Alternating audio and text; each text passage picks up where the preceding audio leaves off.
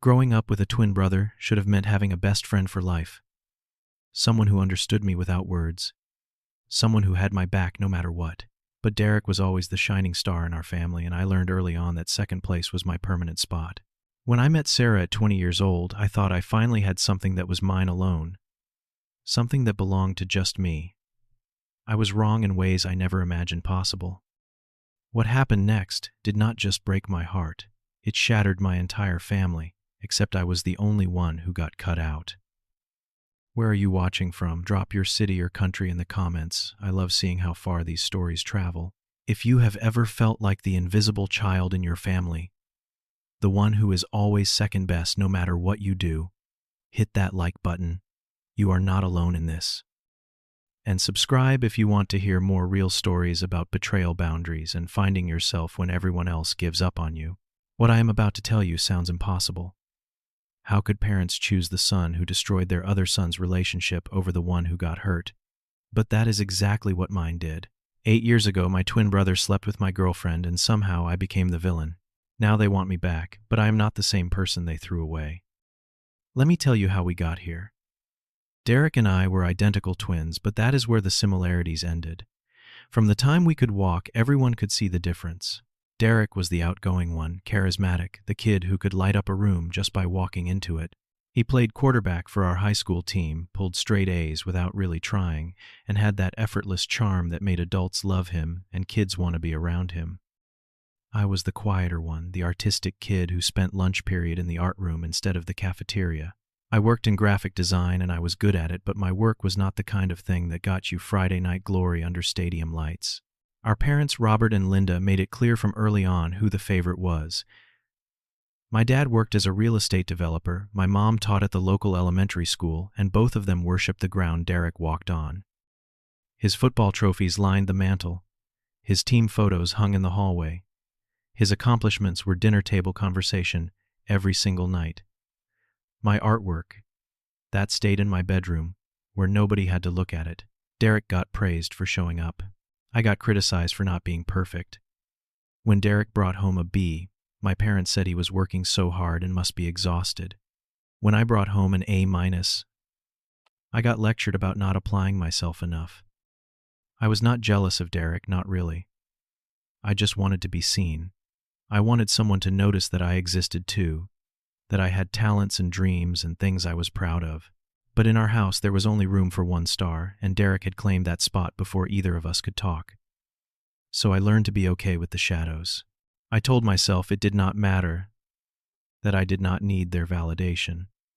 But deep down, it hurt every single day. Then I met Sarah. I was 20 years old, working at a coffee shop near campus to pay for art supplies when she walked in one afternoon with paint stains on her jeans and exhaustion written all over her face. She was a nursing student, pulling late nights at clinicals and early mornings in class, and she ordered the largest coffee we had. We started talking, and I found out she loved art museums. She spent her rare free time sketching in parks, and actually listened when I talked about my design projects. For the first time in my life, someone chose me.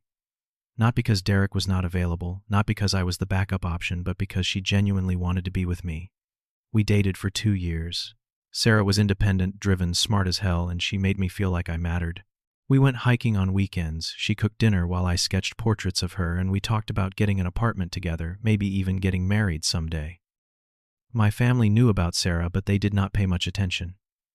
That hurt, but I was used to it by then. Derek was friendly with her at family dinners, cracked jokes, asked about her classes. I was happy that the two people I cared about most got along. I thought it meant we were building something real, something solid. By the time I was 22, things were getting serious with Sarah. We talked about the future constantly. Derek had just graduated from college and moved back home while he looked for work. My parents were thrilled to have their golden boy back under their roof. Sarah and I started coming to family dinners more often, and Derek and Sarah talked a lot during those gatherings. I thought it was great. I was naive enough to think that having my girlfriend and my brother get along meant I was finally part of something whole. Then, things started changing. Small things at first, little shifts I tried to convince myself did not mean anything. Sarah started taking longer to text me back. She canceled plans last minute, saying she was tired from work or overwhelmed with school projects. When I asked if everything was okay, she said she was fine, just stressed. I believed her because nursing school was brutal, and I did not want to be the clingy boyfriend who could not understand pressure. A couple of times she said she would come to family dinner and then bailed at the last second. When I mentioned it to Derek, asking if he thought Sarah seemed distant, he just shrugged and said maybe she needed space and I should not be so needy. That comment stuck with me. I started questioning myself. Was I too much? Was I pushing too hard? The distance grew over the next few weeks. I tried to fix it with romantic gestures, surprised her at work with flowers, planned elaborate date nights. Did everything I could think of to remind her why we were together. She seemed grateful, but the warmth was gone. She avoided eye contact. Our physical intimacy dropped off a cliff. Something was slipping through my fingers, and I could feel it, but could not name it. The panic started small, and then grew, until it consumed every quiet moment. I was losing her, and I had no idea why. One night, I decided to surprise Sarah at her apartment with takeout from her favorite Thai place. When I got there, she was not home. I texted her, and she said she was at the library studying for a big exam. That should have been the end of it, but something nagged at me. We had been sharing locations on our phones for months, just a casual safety thing we both agreed to. I checked. She was not at the library. She was near Derek's apartment complex. My stomach dropped. I sat in my car outside her empty apartment, staring at that little dot on my phone screen, trying to come up with innocent explanations. Maybe she was visiting a friend who lived nearby. Maybe she was at a coffee shop close to his place. But my gut knew. My gut had known for weeks, and I had been ignoring it because the truth was too terrible to face. I drove to Derek's apartment. It was almost 11 at night. The streets were quiet, and my hands were shaking so hard I could barely grip the steering wheel. When I pulled into the parking lot, I saw Sarah's car. Right there, parked in front of my brother's building like it belonged there. I sat in my car for 5 minutes, trying to breathe, trying to find a reason that was not the obvious one. There was not one. I went up to Derek's floor. I knew the access code because we were twins, because our parents insisted we stay connected. I knocked on his door. Nobody answered at first, so I knocked harder. Finally, Derek opened the door. His hair was a mess, he was shirtless and wearing sweatpants, and his face went white when he saw me. "John, what are you doing here?" he said, like I was the one who should not be there. I looked past him into the apartment. Sarah was sitting on his couch wearing an oversized shirt that I recognized as his.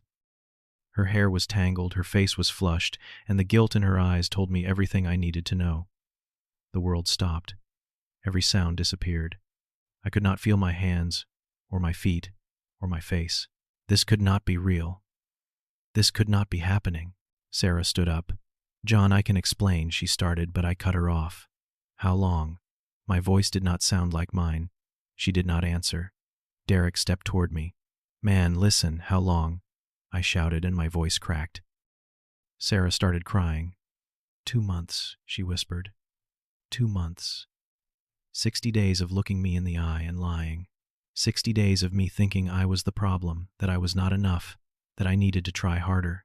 60 days of her sleeping with my brother, and then coming home to me like nothing was wrong. I turned around and walked out.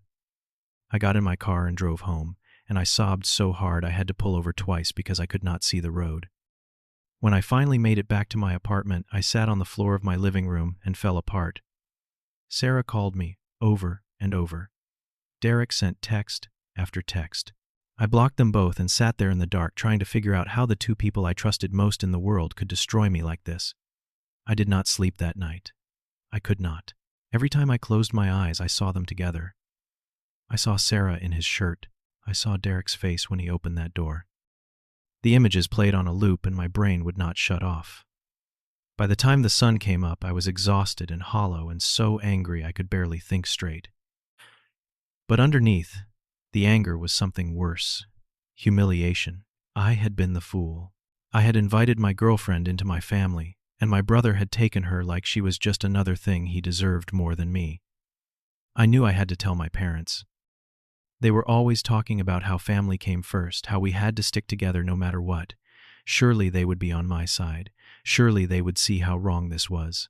Derek had crossed a line that could never be uncrossed, and they would have to acknowledge that. I needed them to support me, to validate that what happened was not okay, to prove that I mattered to them even a little bit. I drove to their house Saturday morning. My dad was making breakfast. My mom was reading the newspaper at the kitchen table, and my younger sister Emma, who was 18 at the time, was scrolling through her phone in the corner. I walked in, looking like death. I had not showered, had not changed clothes, had dark circles under my eyes that made me look sick.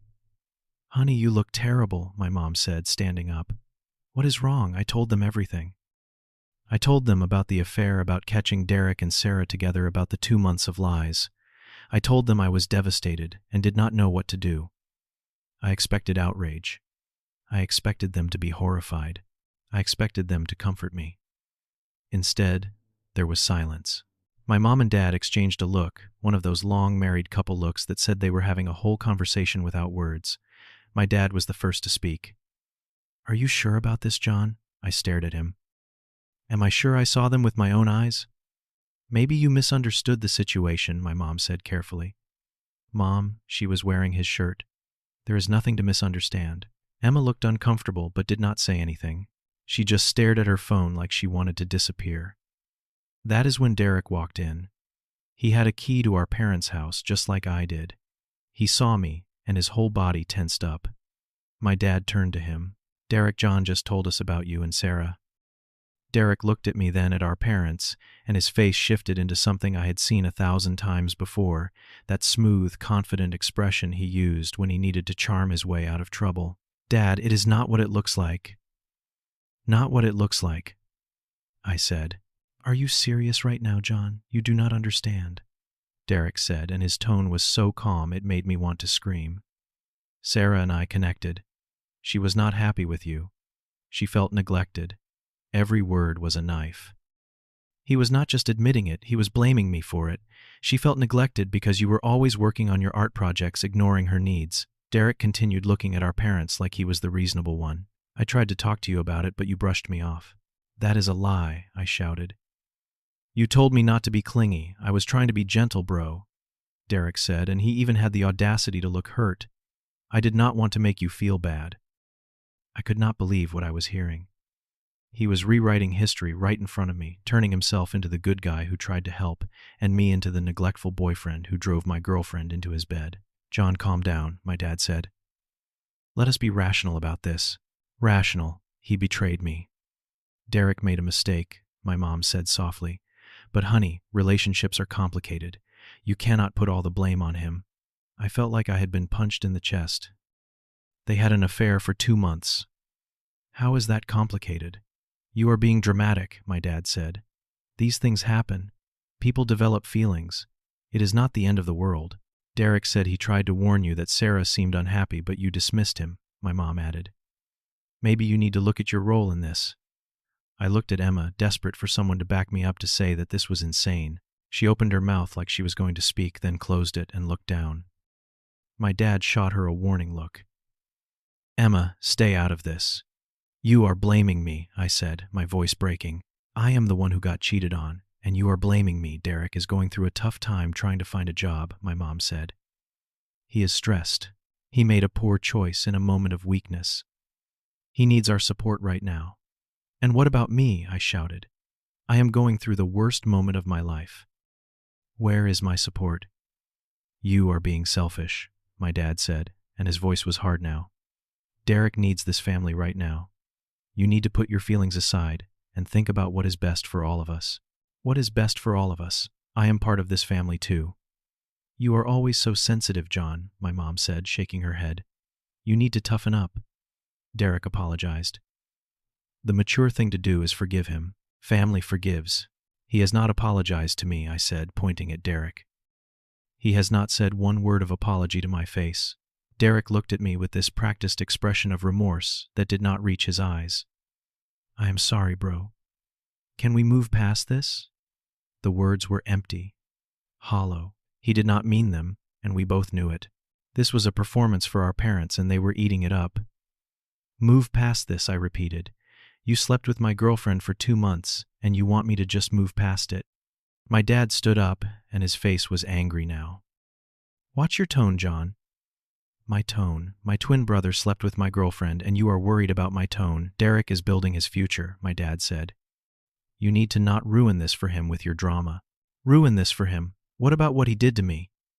"You are causing a scene," my mom said. "This is exactly why Derek has always been easier to deal with than you." There it was. The truth. They had been dancing around my entire life. I was the problem. I had always been the problem. Not because I actually did anything wrong, but because I dared to have feelings, to need things to exist in a way that was inconvenient for them. "So that is it," I said quietly. "We did not say that my mom started. You did not have to." My dad stepped closer to me. "Here is what is going to happen.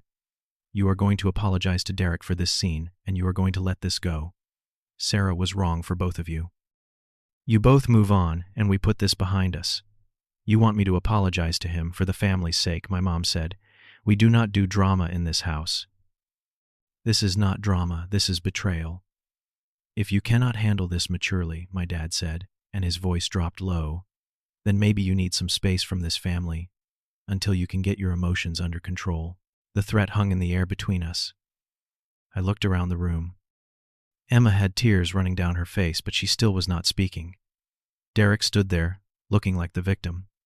My parents were unified in their stance. I was the problem, and if I could not fall in line, I could leave. "You are choosing him over me," I said. It was not a question. Nobody answered, but the silence was answer enough. "Fine," I said. "If that is how it is, I am done." I started walking toward the door. My mom called after me. "John, do not be dramatic." I turned around one last time. "Dramatic? You just told me to apologize to the person who destroyed my relationship. You blame me for his actions.